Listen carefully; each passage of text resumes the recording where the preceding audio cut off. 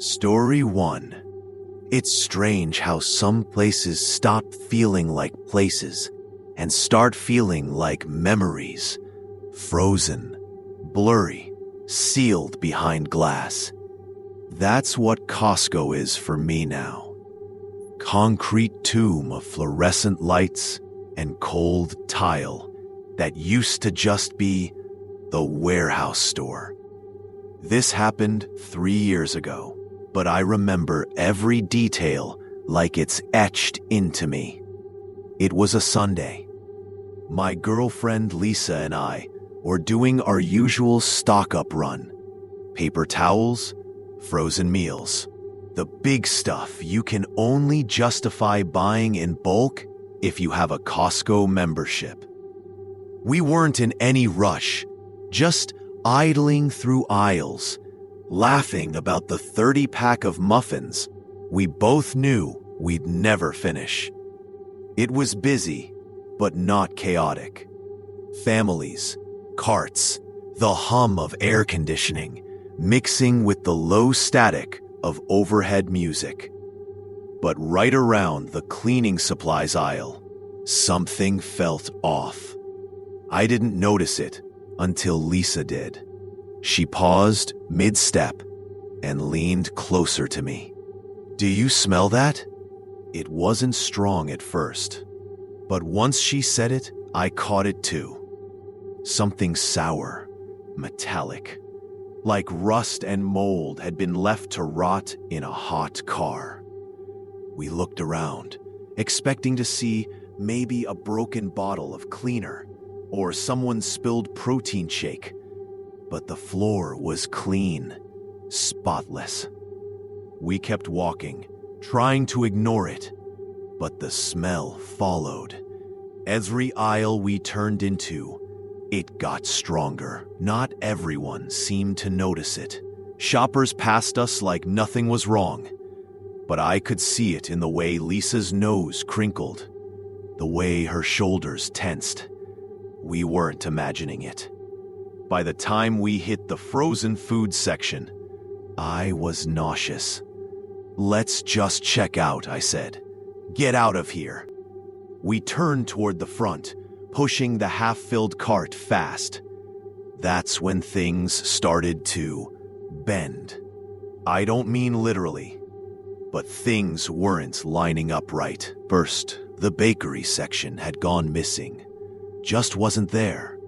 1 minute it was on our right, the next it was a blank wall where it should have been. I stopped the cart and looked around, confused. Lisa tapped my arm. "Where's the pharmacy?" We spun in a slow circle. The usual signs that hung from the ceiling, blue banners with white text, were gone. No aisle numbers, no product categories. Just endless rows of towering shelves that didn't seem to lead anywhere anymore. I grabbed Lisa's hand. "Let's ask for help," I said, and we beelined for what should have been customer service. Only, it wasn't there. The registers were gone too. Just more shelves. No employees, no shoppers anymore either. We were alone. Our footsteps echoed in the too bright silence, the smell now unbearable, like meat gone sour and left in the sun. I could hear my own breathing, shallow and quick. Okay, I whispered. "Maybe we just got turned around. Maybe they're rearranging." Even as I said it, I knew how ridiculous it sounded. Costco doesn't just rearrange their layout midday and take down every sign. We rounded a corner and saw something that made Lisa stumble backward into me. There was a man standing at the far end of the aisle. He wore a Costco vest, but the wrong kind. An old version, faded red, the logo stitched in a style they haven't used in over a decade. He was turned away, unmoving. I called out, "Hey, sir!" He didn't turn. Lisa whispered, "Don't!" But I walked toward him anyway, gripping the cart like it could protect me. "Excuse me?" Still no movement. I was maybe 10 feet away when I realized something was horribly wrong. His vest was clean, but his pants were soaked. Dark, wet, clinging fabric down the legs.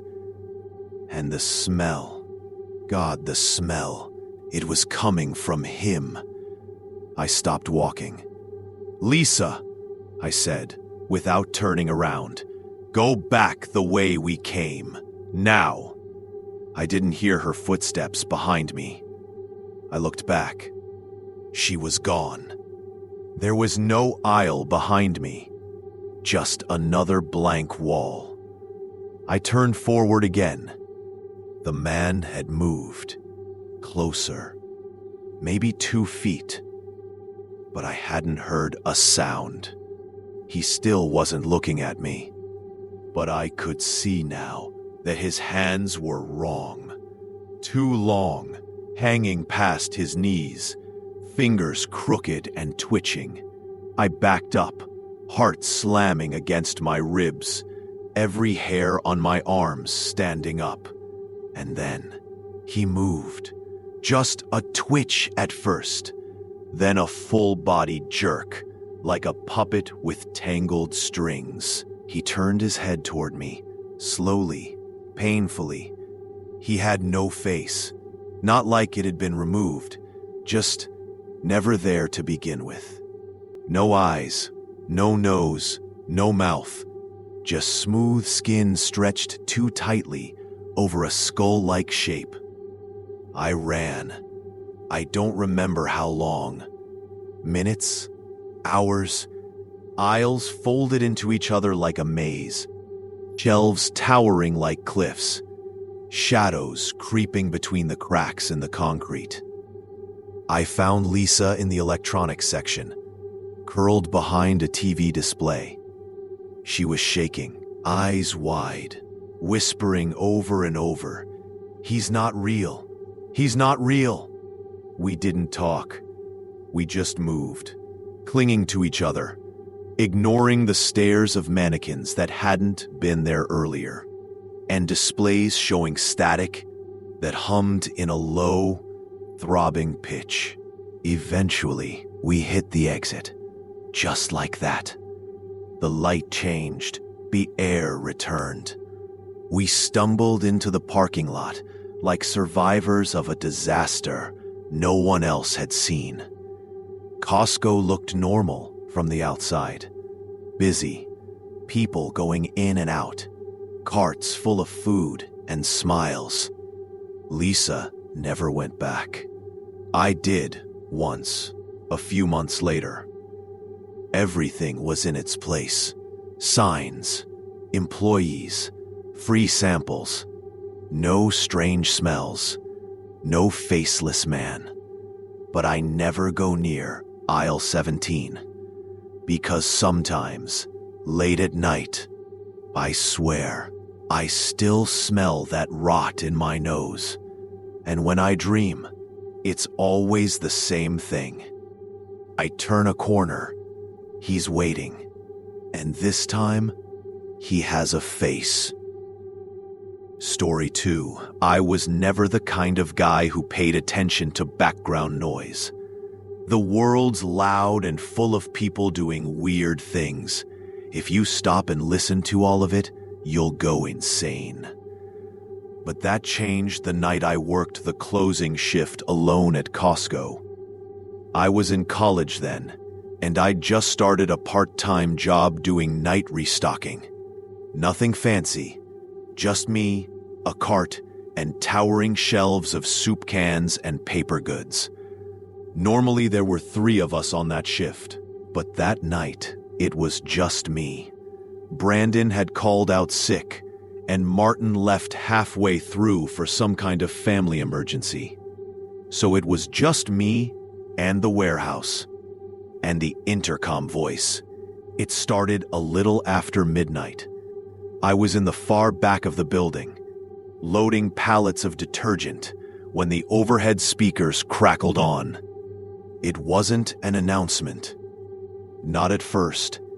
It was breathing, at least. That's what it sounded like. Long, ragged breaths, in and out, barely audible over the hum of the lights.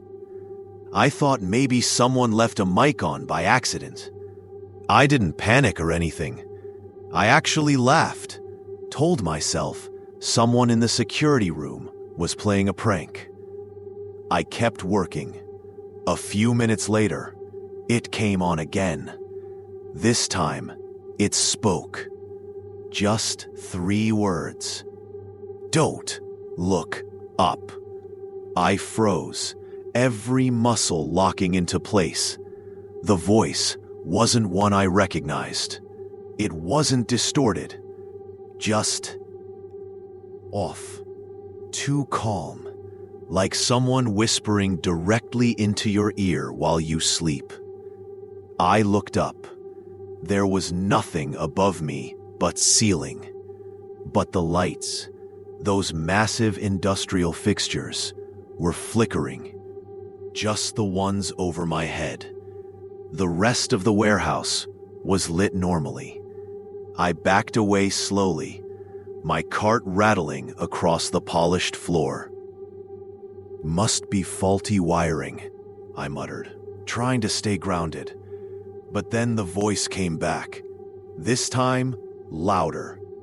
Keep your eyes down. It's watching. Now I was scared.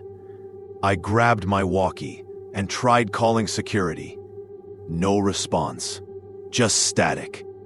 I should have walked out right then. But something in me wanted to prove it was a joke. I marched up to the security office near the front entrance. The lights were off. The door was ajar. Hello?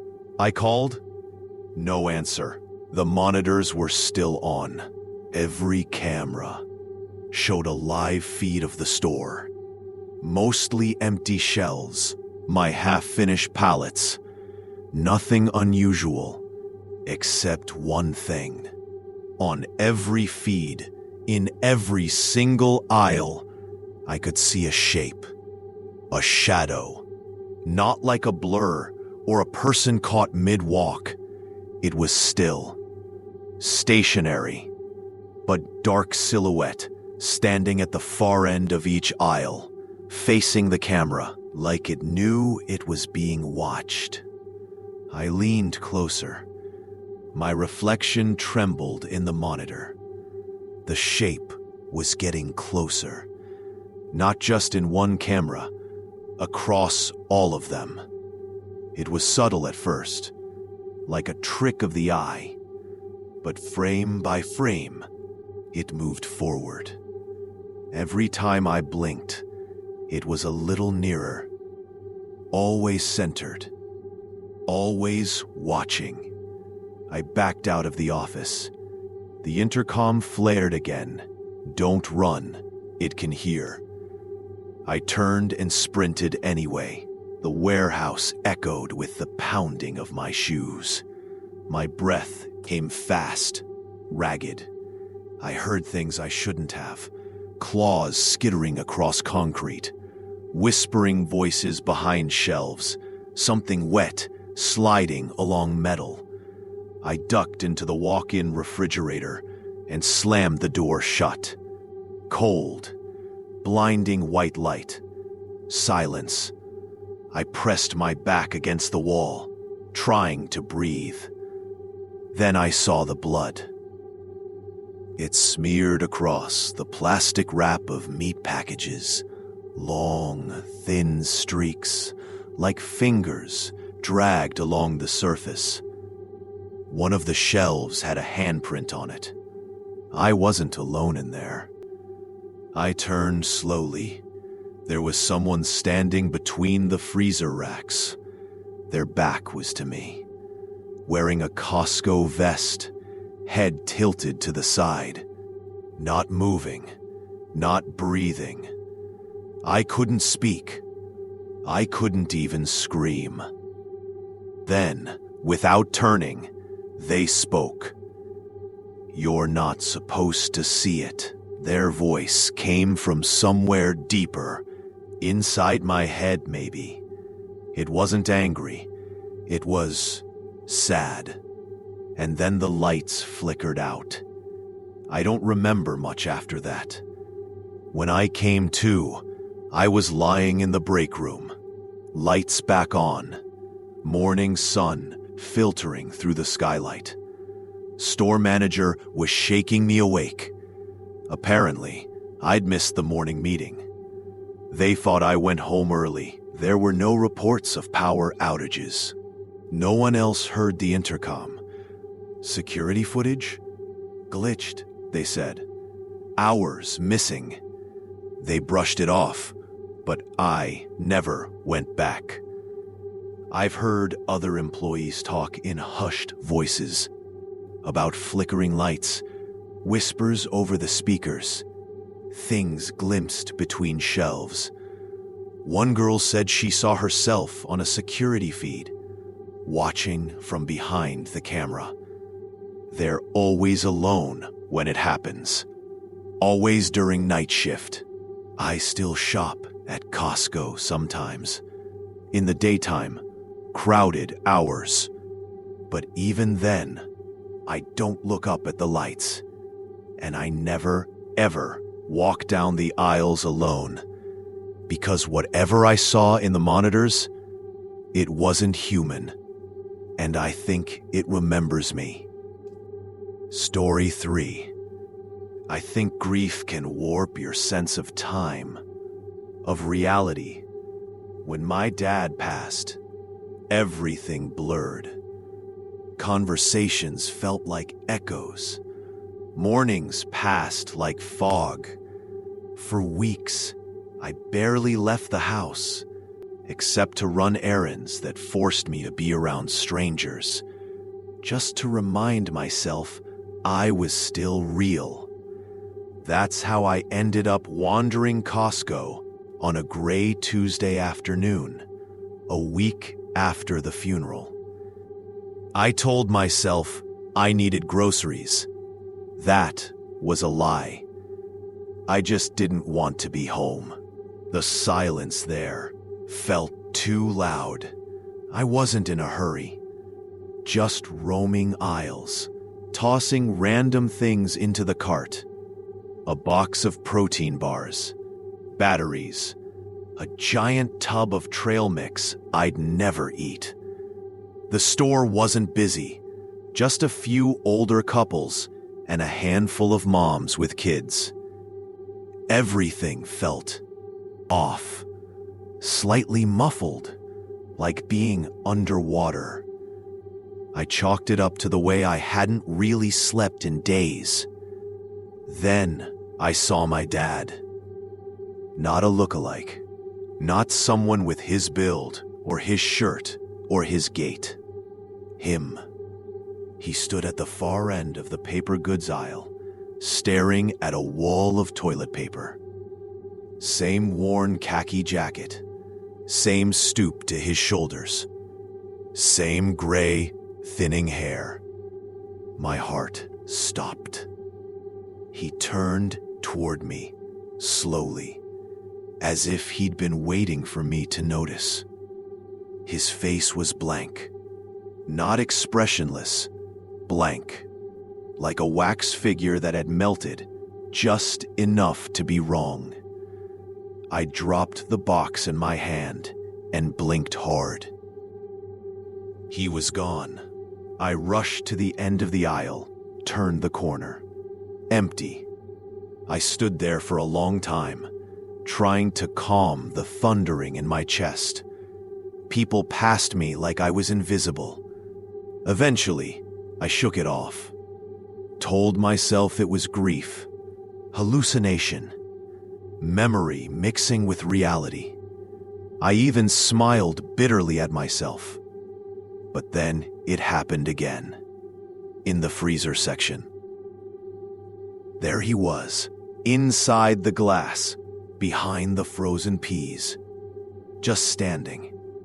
Not inside the freezer exactly, but behind the reflection. Like the surface of the door was a screen, and he was watching from the other side. This time, I didn't blink. I whispered, "Dad?" His mouth moved, but it didn't match the sound. There was no sound, just the image of him mouthing something silent. Over and over, 3 words, "Let me out." I staggered back, knocking over a display of frozen pizzas. Someone gasped.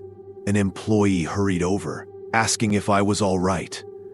I mumbled something about low blood sugar and walked away. But now I couldn't leave. I had to know. Was it real? Was he trying to reach me? Was I finally losing my mind? I went aisle to aisle, looking in every reflective surface. Freezer doors, shiny floors, glass counters. He was always there, not following me exactly, but waiting, watching. His face began to change, features blurring slightly, jaw hanging too loosely, eyes too wide and unblinking. Still mouthing the same words, "Let me out." I finally reached the front of the store, heart racing, hands shaking. My cart sat abandoned, somewhere behind me, forgotten. I walked toward the exit. The automatic doors didn't open. They just stayed shut, even as I stood inches from them. The world outside looked washed out, unreal. People walking in slow motion, cars frozen in place. I turned around. The store was empty, absolutely empty. Not a single shopper, not a single employee, just me. And the echo of the HVAC humming in the ceiling. And the smell, suddenly sharp, chemical, metallic. Like the air in a hospital ward after something's gone wrong. I tried the doors manually. They didn't budge. That's when I noticed the TVs. Every big screen on display had turned on. Dozens of them, lined up on shelves, all showing the same thing. Me. Not now, not live. At least I don't think. It was a video. Footage of me walking through the store, pushing my cart, looking lost. But behind me, in every clip, was him. My dad. Only it wasn't him anymore. It looked like him at first. But the more I stared, the more it unraveled. His eyes were too dark, skin stretched thin over his skull, lips pulled tight like a puppet's grin, and his hands were wrong, long, jointed in too many places, hanging low like broken branches. In every frame, he followed closer. I looked away, but the screens stayed on. Then the intercom clicked. This time, it was his voice. "Come with me." Soft, calm, just like he used to sound when he'd wake me up on road trip mornings. I backed away, bumping into a display of vitamins. The bottles clattered around me like marbles. "Come with me," the voice repeated, now from all directions. From the lights, from the speakers, from inside my own skull. "No," I whispered. But the store shifted. The lights dimmed. The aisles stretched longer. I began to run. No destination, just movement. Shelves passed like fences in a blur. I ducked around end caps, past displays of coffee makers and inflatable kayaks. Then I saw it. The funeral photo. Framed, sitting atop a display of air purifiers. His funeral photo. The one we'd placed beside his urn. I picked it up. It was cold to the touch. The glass cracked as I held it. A voice whispered behind me, right against my ear. "I'm still here." I turned. He was inches from my face, and his eyes weren't empty anymore. They were mine. Everything went dark. When I opened my eyes, I was in my car. The Costco parking lot buzzed around me. Shoppers with carts, kids crying, birds overhead. The receipt was in my hand. A full list of items I don't remember buying. Frozen peas, protein bars, batteries, a photo frame. I haven't been back since. But sometimes, in my hallway mirror, I see him behind me, mouthing the same 3 words. "Let me out."